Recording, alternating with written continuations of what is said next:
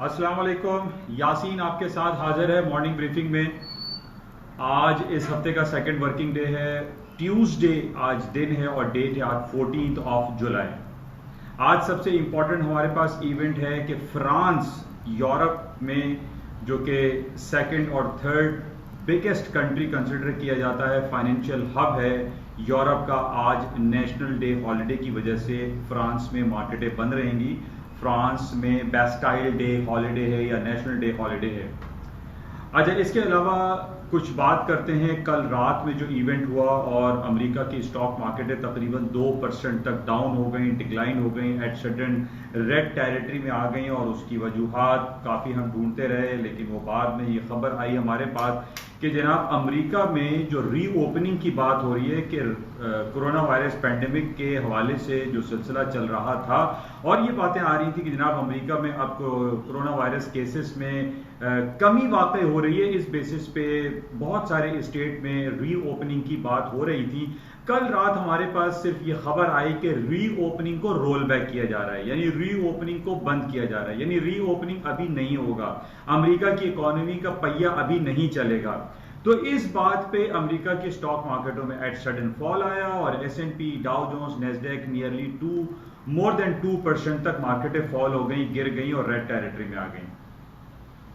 अच्छा, अब मैं आपसे जो काफ़ी अरसे से मैं आपसे ये बात बयान करता चला आ रहा हूँ कि अमेरिका के स्टॉक मार्केटों में डाउनफॉल नहीं आएगा, मार्केटों में डाउनफॉल इतनी शदीद मंदी नहीं दिखाई देगी और आज भी कुछ सूरत हाल हमारे पास बरक्स नहीं। अब अगर यही बात थी और रीओपनिंग को रोल बैक करने की जब बात की गई तो इस बेसिस पे तो आज भी स्टॉक मार्केटों को फॉल डाउन हो जाना चाहिए था, आज भी इसको कंटिन्यूएशन में रहना चाहिए था और पूरी दुनिया की और यूरोप की और एशिया की मार्केट को 3 या 4 और 10% तो माइनस हो जाना चाहिए था। तो मैं काफी अरसे से आपसे इसी बात का इजहार जिक्र करता चला आ रहा हूं कि अमेरिका या दुनिया की स्टॉक मार्केटों को गिरने के लिए एक कोई सॉलिड रीजन चाहिए, एक बहुत स्ट्रॉन्ग ग्राउंड रियलिटीज की खबर चाहिए जिन बेसिस पे डाउन होंगी तमाम स्टॉक मार्केटें। अब सिर्फ महज इस छोटी सी बात पे कि जनाब रीओपनिंग को रोल बैक किया जा रहा है, इस बेसिस पे मार्केटों का गिरना, इसको हम गिरना नहीं कह सकते। कल बहुत सारे हल्कों से मुझे राब्ता किया गया और वो लोगों ने मुझसे पूछा कि क्या खबरें आई, क्यों मार्केट गिर रही है। बहुत सारे लोगों को इस बात का इल्म नहीं होता कि मार्केटों के गिरने की या मार्केटों के ऊपर जाने की बेसिकली वजह क्या है। तो बेसिक वजह, जो बेसिक रीजन जो काफी हमने सर्च किया तो उसमें यही पता चला कि रीओपनिंग को रोल बैक किया जा रहा है, रीओपनिंग अभी नहीं होगी। अमेरिका की इकोनॉमिक सिचुएशन स्लम साइड पे जा सकती है क्योंकि पूरी दुनिया और अमेरिका में खास तौर पे जो हम ये बातें कर रहे हैं कि तमाम शॉपिंग मॉल्स और तमाम एयरलाइन सेक्टर्स को खोल दिया जाएगा, वो अभी मुमकिन नहीं, जिसकी वजह से कल मार्केटों में डाउनफॉल आया।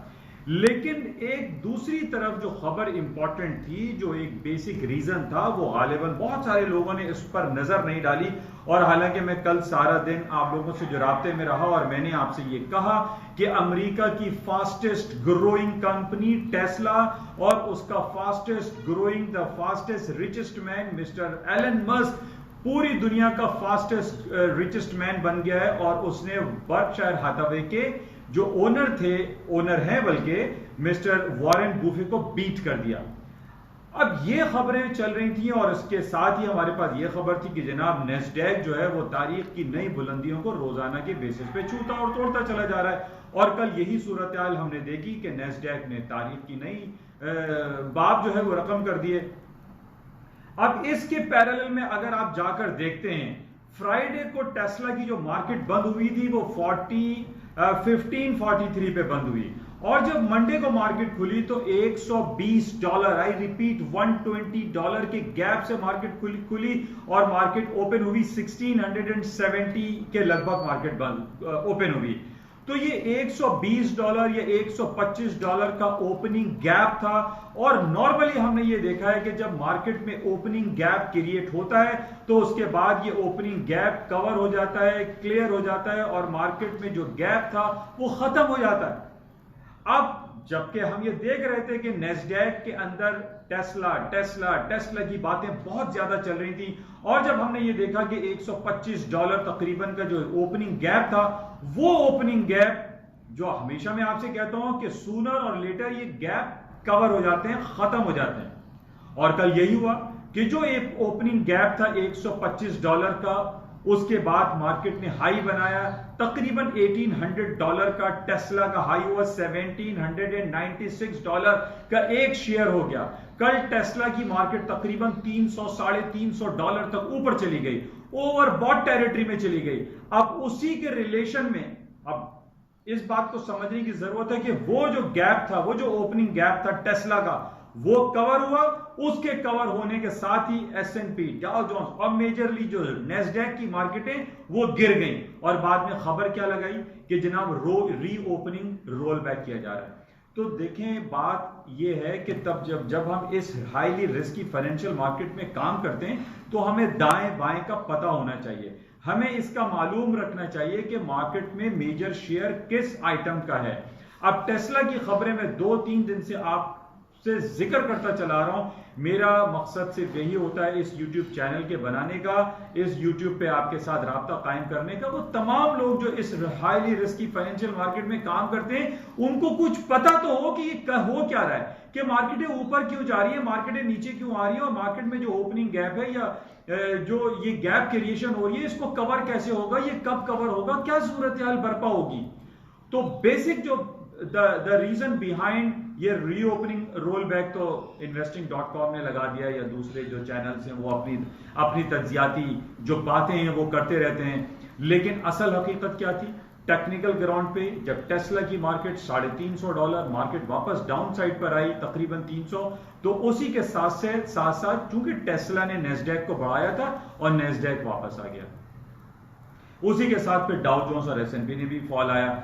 अब यहां पर समझने की बहुत ज्यादा जरूरत है। कल भी मैं काफी लोगों को यह आगाही फराहम करने की कोशिश करता रहा कि डाउ जोन्स को अगर आप आर्ली चार्ट पर जाके देखें तो उसके अंदर 25,750 का बड़ा स्ट्रॉन्ग सपोर्टिंग लेवल आ रहा है। मैंने काफी रिकमेंडेशन भी की कि आप इस 25,750 के नीचे के स्टॉप्स लगा के डाउ जोन्स को आप खरीद लें, बाय करें, लॉन्ग पोजीशन में रहें।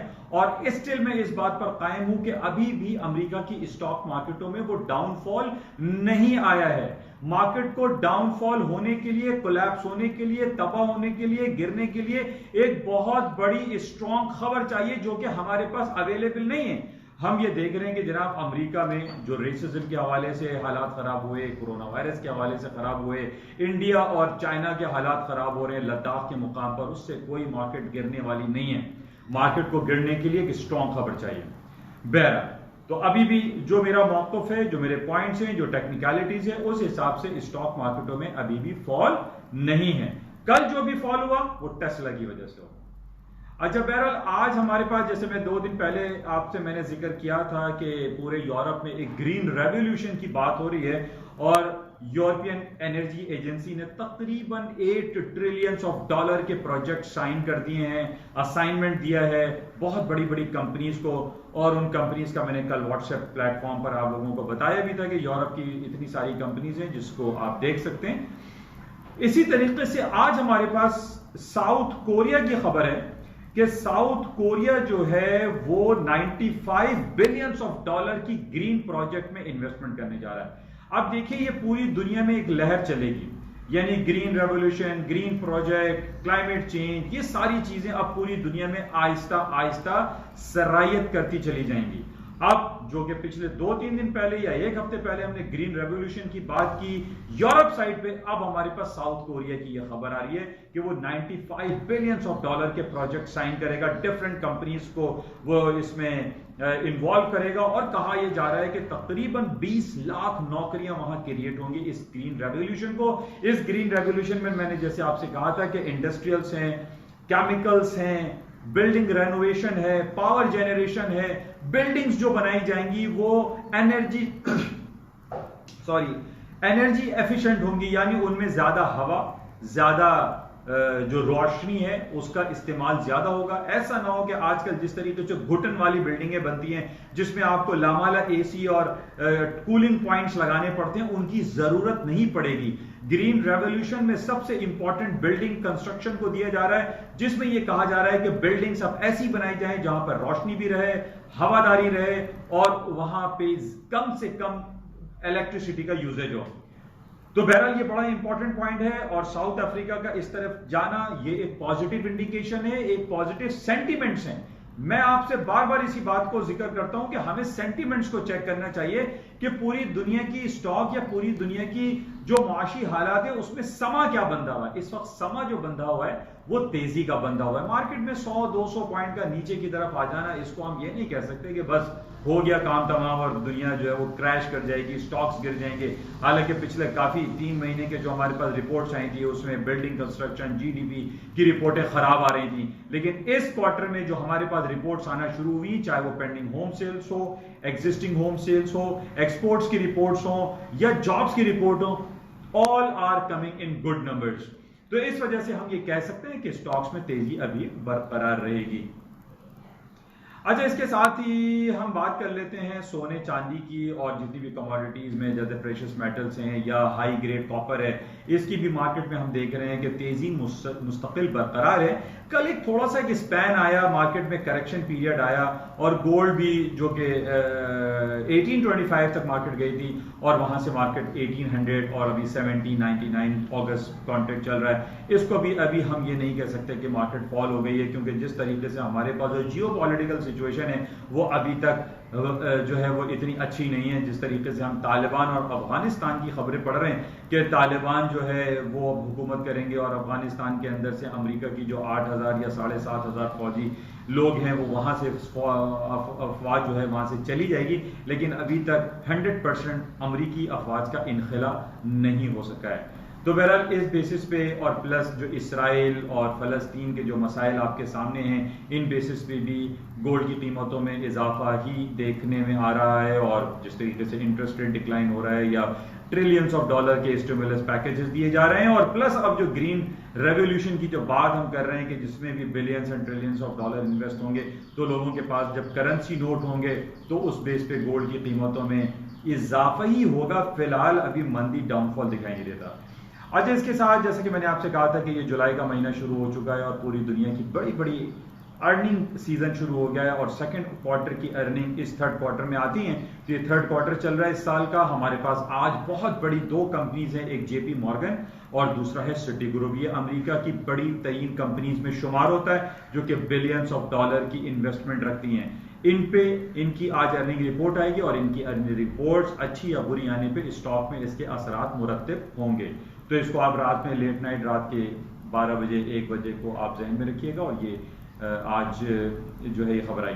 अच्छा, कल रात हमारे पास ये खबर आई थी कि यमन में जो कि हौसी कबाइल है जिनको कहा जाता है कि वो ईरान उनको फंड करता है, उसने कल सऊदी अरब के कुछ रिफाइनरी एरियाज पर अटैक किया था और थोड़ा सा मार्केट में एक मूवमेंट भी आई थी। ऑयल की मार्केट 40.70 तक ऊपर चली गई थी, लेकिन इसके बाद मार्केट दोबारा डाउन आ गई।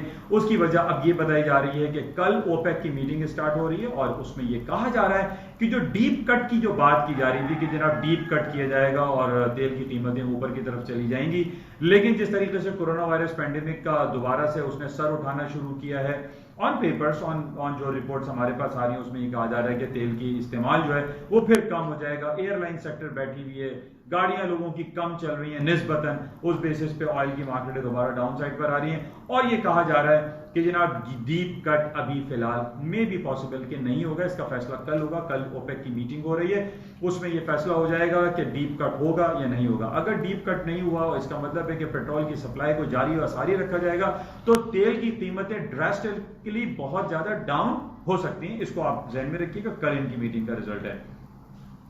अच्छा, पॉजिटिव की जब हम स्टॉक की बात कर रहे हैं, आज सुबह अर्ली मॉर्निंग हमारे पास चाइना की एक्सपोर्ट्स के नंबर आए थे जो कि अनएक्सपेक्टेडली बहुत बेहतरीन है, जिसकी वजह से स्टॉक्स में वो जो फॉल की जो बात कर रहे हैं वो भी मुमकिन नहीं है। इसके अलावा बहुत सारी अच्छी खबरें ही ज्यादा जो अगर हम एनालाइज करते हैं तो हमें अच्छी खबरें ज्यादा मिल रही। जिस तरीके से अभी मैंने एक रिपोर्ट पढ़ी कि चाइना का जो एक स्पेशल एडमिनिस्ट्रेटिव एरिया है जिसको मकाओ कहते हैं और कहते हैं कि पूरी दुनिया का द गैम्बलिंग सेंटर है, कसिनोज वहां पर हैं और दुनिया वहां पर जाती है खेलने के लिए और उसको एशिया का लॉस वेगस भी कहा जाता है। इसके बारे में ये खबर आई है कि उन्होंने अपनी तमाम जो पाबंदियां लगी हुई थी, जनाब ट्रैवल वहां नहीं कर सकते, लोग जो है घूम नहीं सकते, कसिनोज में नहीं जा सकते, रेस्टोरेंट में नहीं जा सकते, उन्होंने वो तमाम लिमिटेशंस खत्म कर दी हैं। आप लोग अब मकाओ जा सकते हैं, वहां पे गैम्बलिंग करें, काम करें, घूमे फिरें। तो बहरहाल मकाओ जो कि बहुत ज्यादा मशहूर है, द हब ऑफ गैम्बलिंग पूरी दुनिया का, वो खोल दिया गया। जो कि देखिए मैं फिर दोबारा आपसे ये कह रहा हूं कि ये सेंटीमेंट जो है ना, ये माहौल जो समा बंधा हुआ है, ये पॉजिटिविटी की तरफ जा रहा है। मकाओ का खोल देना ये बहुत बड़ी खबर है कि जनाब मकाओ खुल जाएगा और दुनिया में ट्रैवलिंग दोबारा से शुरू हो जाएगी। और चाइना ने भी जो डिफरेंट एसओपीज के साथ अपने तमाम स्टेशंस को खोल दिया है, ये एक पॉजिटिव खबर है। तो बहरहाल ये कुछ खबरें हैं। आज पाकिस्तान स्टॉक मार्केट के लिए भी अच्छी खबरें चल रही हैं। पाकिस्तान स्टॉक मार्केट 36,600 से ऊपर की बुलंद तरीन सतहों पर है तकरीबन चंद महीनों की, और मार्केट में ऊपर की तरफ ही सेंटिमेंट्स देखे जा रहे हैं। ये इंपॉर्टेंट कुछ खबरें थी। और पाकिस्तान में जिस तरीके से हम ये देख रहे हैं कि पूरी दुनिया में डिफरेंट एसओपीज के साथ पूरी दुनिया को खोला जा रहा है, तो हमारी ये अपील वजीर आजम इमरान खान साहब से है कि वो ये तमाम रेस्टोरेंट वाले हैं, शादी हॉल वाले हैं, बेचारे वो परेशान हैं, नौकरियां लोगों की खत्म हो गई हैं। जब आपने दूसरे एसओपीज के साथ सबको खोल दिया है, तो इन बेचारों का क्या कसूर है? इनको भी खोल देना चाहिए। लोग बड़े बड़े पतीले और देग लेके जो है कल कराची प्रेस क्लब के सामने बैठे हुए हैं और रो रहे हैं, परेशान हैं, और उनके पास खाने पीने के नहीं है। उनका माशी हालात बड़े अबतर हैं, बहुत नगुफ्ताबा हैं। मेरी ये दरख्वास्त है हुकूमत सिंध से, हुकूमत पाकिस्तान से, वजीर आज़म इमरान खान साहब से कि with implementation of certain SOPs इन तमाम लोगों को भी कारोबार करने की इजाज़त होनी चाहिए। इंशाल्लाह राब्ते में रहेंगे और इजाज़त चाहता हूँ। और आज देखते हैं कि और मजीद आज सारा दिन क्या खबर रहेगी। सबसे इंपॉर्टेंट आज यही है कि आज फ्रांस की मार्केटें बंद हैं, वहां पर नेशनल हॉलिडे है, जिसकी वजह से हो सकता है कि यूरोप में थोड़ा सा वॉल्यूम कम रहे। इंशाल्लाह राब्ते में रहेंगे। थैंक यू, खुदा हाफिज।